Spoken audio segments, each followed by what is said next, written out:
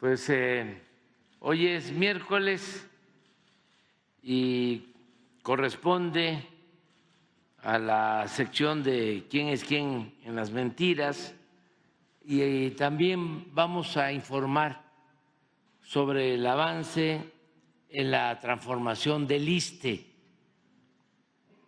Creo que es muy importante que los derechohabientes del ISSSTE, maestros, trabajadores al servicio del Estado, sepan cómo vamos para mejorar los servicios en el ISSSTE.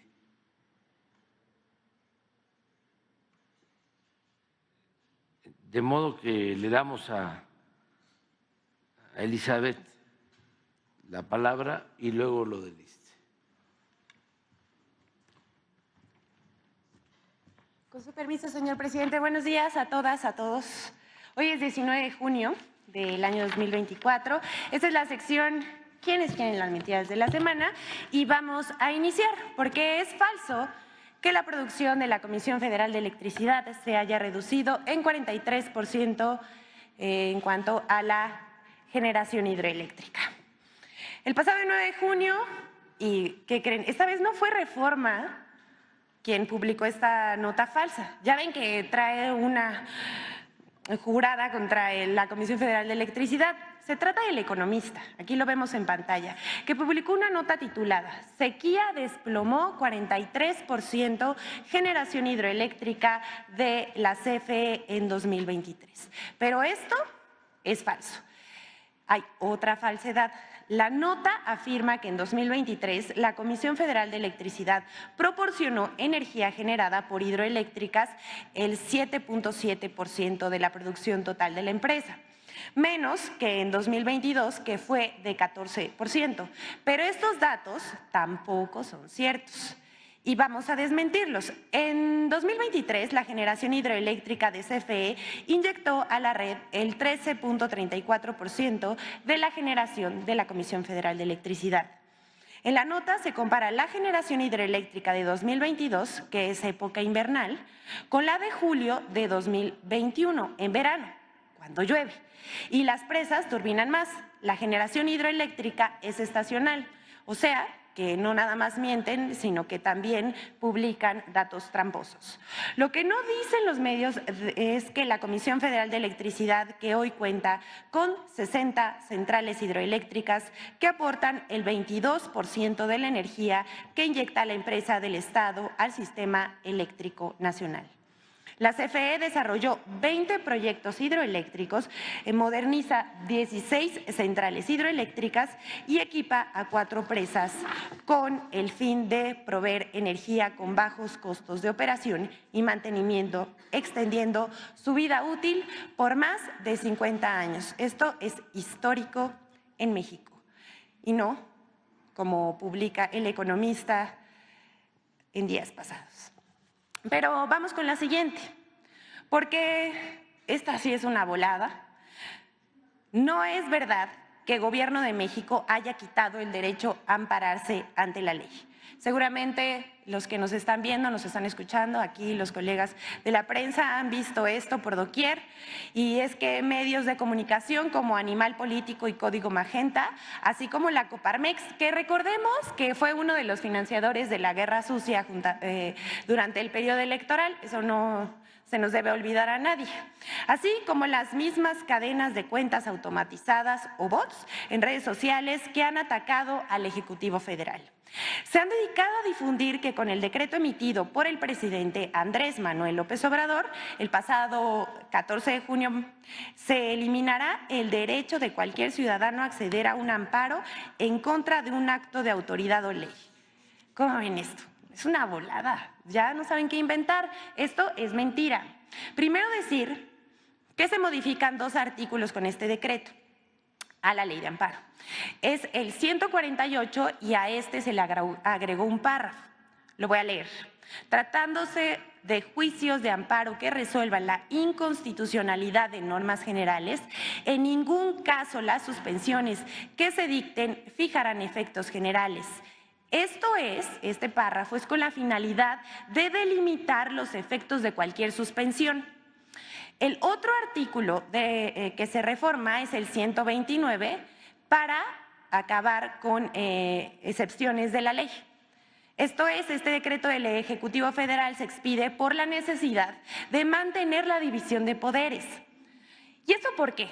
Porque hay jueces que por proteger intereses económicos han suspendido leyes o decretos aprobados por los legisladores y que benefician al pueblo de México. Y ya nada más vamos a dar 3 ejemplos para no dejar. El primero es ver cómo el Poder Judicial invadió las funciones que le competen al Poder Legislativo al suspender la ley de la industria eléctrica y los hidrocarburos para beneficiar a empresas privadas en contra de la Comisión Federal de Electricidad y de Petróleos Mexicanos. El segundo ejemplo es impedir la distribución de libros de texto en perjuicio del derecho a la educación pública y gratuita de niños y niñas. Verdaderamente es indignante pasar por las infancias. Y el tercer ejemplo es que al anular la extinción de fideicomisos del Poder Judicial, aprobada por el Congreso, también estaban invadiendo funciones del Poder Legislativo. ¿Y con qué fin? Para mantener los privilegios del Poder Judicial. Pero pues ya sabemos que así se las gastan y esto no es lo único que dijeron en contra del Poder Judicial, porque también hubo noticias falsas y armaron noticias falsas contra la reforma al Poder Judicial. Y esto es que algunos medios de comunicación, políticos, opositores, opinadores de ocasión, no entienden que México ya cambió. Y vamos a dar un ejemplo de esto. MBS y el Latinus de Loret de Mola publicó que la UNAM y el Instituto de Investigaciones Jurídicas cuestionaban las reformas propuestas por el Ejecutivo, lo cual resultó falso, aunque muchos medios y en redes sociales replicaron esta noticia falsa. El primero fue Latinus, que publicó el 14 de junio pasado: la reforma judicial es regresiva y provocará un daño mayúsculo, atribuyéndoselo a la UNAM, al Instituto de Investigaciones Jurídicas de la UNAM. 2 días más tarde, el 16 de junio, MBS Noticias publicó y difundió por radio y por su medio de internet una nota titulada Plan C, UNAM advierte por iniciativa de reformas de AMLO. Y dice, es dañina y regresiva, asegura. Esta nota afirma que dichas reformas inciden en la división de poderes y buscan concentrar el poder en la presidencia de la República. Ambas notas adjudican falsamente las declaraciones del Instituto de Jurídicas y a la Universidad Nacional Autónoma de México. La UNAM los desmintió, quedaron, porque el 17 de junio dijo que esto se trata de un libro colectivo publicado por el Instituto de Investigaciones Jurídicas sobre las 20 iniciativas de reforma presentadas por el presidente Andrés Manuel López Obrador. También dijo que lo expresado ahí de ninguna manera representa un posicionamiento de la máxima casa de estudios de México ni de la comunidad universitaria. La UNAM además precisó que los textos publicados reflejan exclusivamente la opinión de sus autores. Se refiere a 2 investigadores que escribieron una crítica a la reforma al Poder Judicial en el capítulo 11 del libro. Sus afirmaciones fueron retomadas por estos medios y por opositores a la reforma. Existe la libertad de investigación, agregamos. Y repetimos, existe la libertad de investigación y la crítica es bienvenida desde el inicio de la 4ª transformación de la vida pública de México.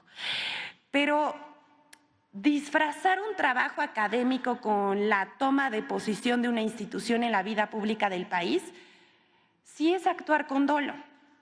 Pero como ha escrito un célebre columnista cuyo nombre no podemos mencionar, para ellos, la verdad es irrelevante. No les importa publicar mentiras. El objetivo de la campaña es atacar, mentir y desprestigiar, ganar la narrativa. Les tenemos una noticia a aquellos que creen que así se gana la narrativa. Ya perdieron, porque ya nadie les cree. Y bueno, vamos ahora a intercambiar. Siempre estamos acostumbrados a que por último pasamos en la colaboración con Infodemia, pero ahora primero vamos a ver, les vamos a presentar esta colaboración de cada semana sobre las mentiras que se han vertido acerca de la reforma al Poder Judicial. Vamos a ver. La posible aprobación de la reforma al Poder Judicial ha desatado una nueva ola de mentiras contra esta, con 5 líneas falsas de argumentación. 1. La falsa destrucción del Poder Judicial. López Obrador lleva años cantando que quiere destruir a la Suprema Corte y destruir al Poder Judicial para arreglarlo a su antojo.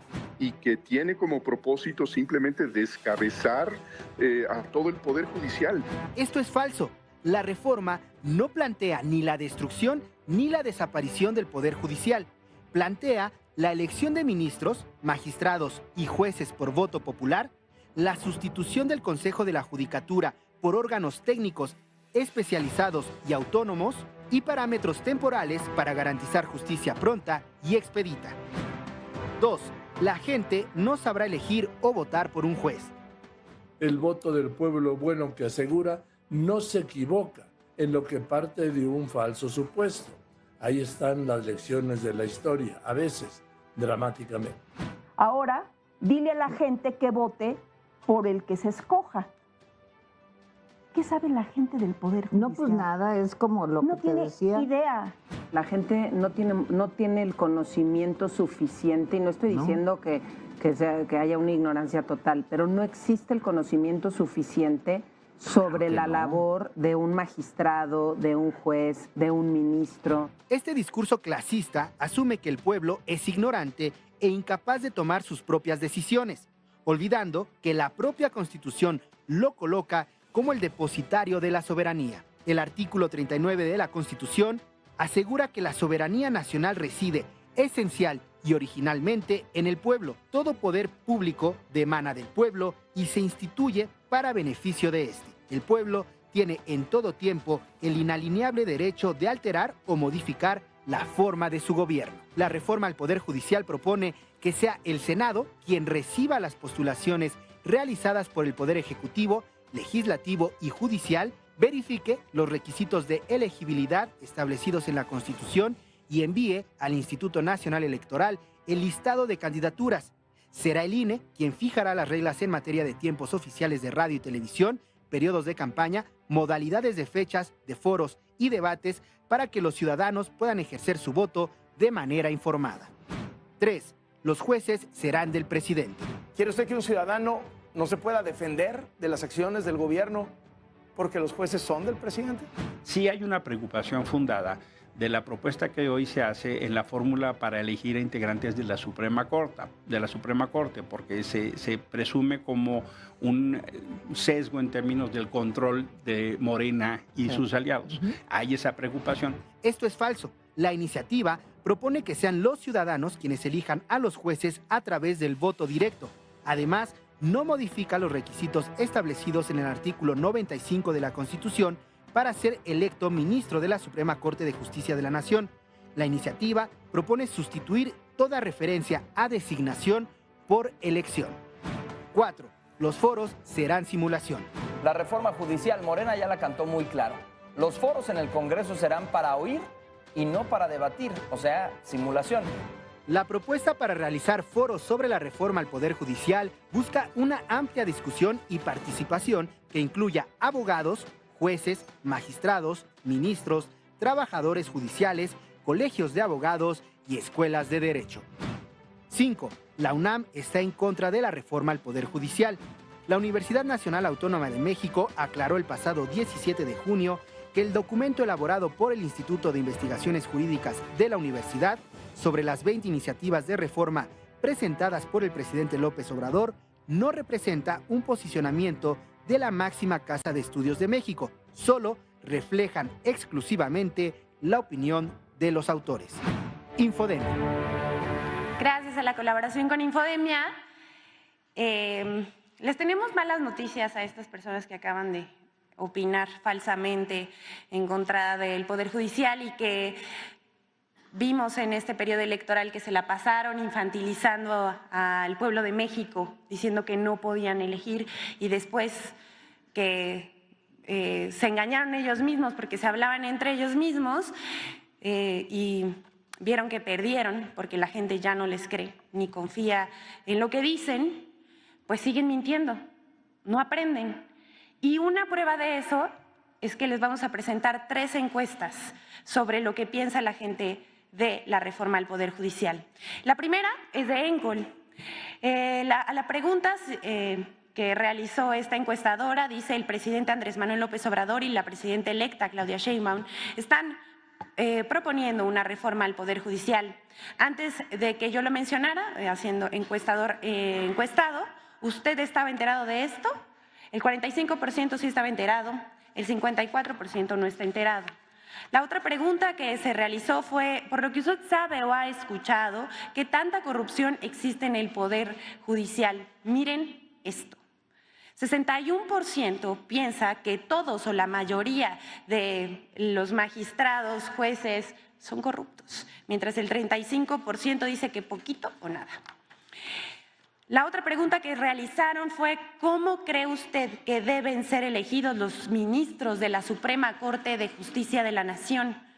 Este dato es arrasador y es muy significativo de cómo piensa el pueblo de México. El 75% dice que deben elegirse por elección popular.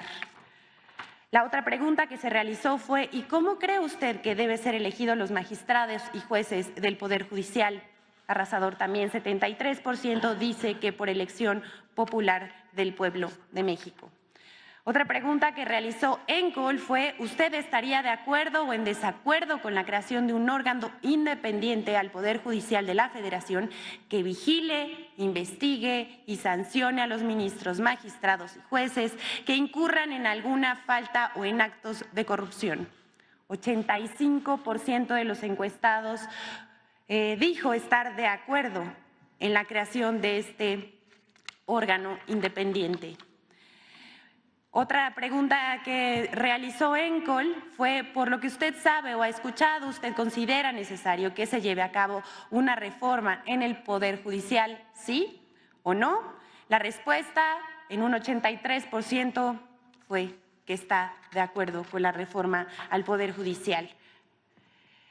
Otra pregunta dice: ¿usted votaría a favor o en contra de reformar al Poder Judicial? Y 82% contestó que está a favor de esto. Esto no concuerda con lo que dicen los opinadores, ¿no les parece?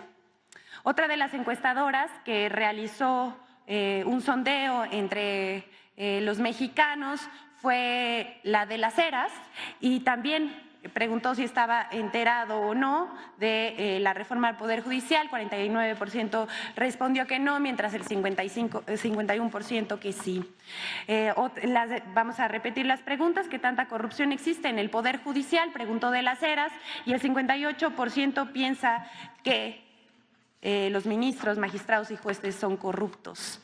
¿Cómo cree usted que deben ser elegidos los ministros y magistrados y jueces aquí en la Suprema Corte, los ministros? El 68% dijo que por elección popular del pueblo de México, mientras que los magistrados dijo que el 68% deben ser elegidos por el pueblo.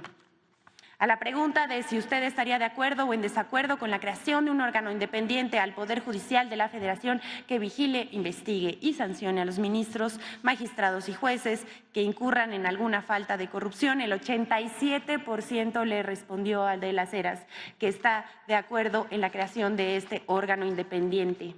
Urge este órgano independiente. Y por lo que usted sabe o ha escuchado, ¿usted considera necesario que se lleve a cabo una reforma al Poder Judicial? El 77% respondió que sí, mientras el 14% que no.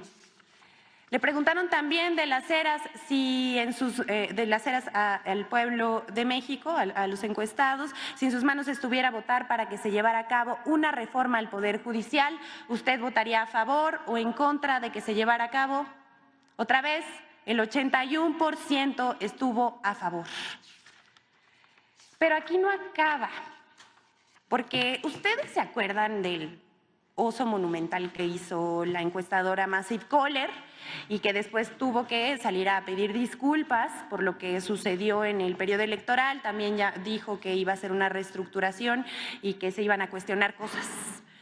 Bueno, pues hasta Massive Caller, de no creerse, hasta esta encuestadora que falló en la pasada elección y que, bueno, hasta ellos mismos aceptaron que manipularon los resultados, publicó una encuesta que resultó muy reveladora porque coincide con las anteriores. Al parecer ya están reivindicando el camino, pero no sabemos, hay que darles el beneficio de la duda nomás. Y entonces ellos preguntaron si estaban de acuerdo o en desacuerdo que los jueces y magistrados sean electos por voto popular. El 60% dijo que sí, mientras el 39.8% que no. La última pregunta que vamos a presentar en esta sección es igual, de Massive Caller, considera que los candidatos a jueces electos por voto popular deben primero pasar por estrictos exámenes actuales y ellos podrán ser candidatos, o que cualquier abogado debe ser candidato. Esta pregunta tuvo el 89% de que sí deben someterse a examen, y mientras el 10% dijo que cualquier abogado. Miren, aquí se los dejamos porque es evidente que la mayoría de la gente está a favor de la elección del voto popular del pueblo de México hacia los jueces, magistrados y ministros de la Suprema Corte de Justicia de la Nación. Es cuanto, señor presidente. Muchas gracias.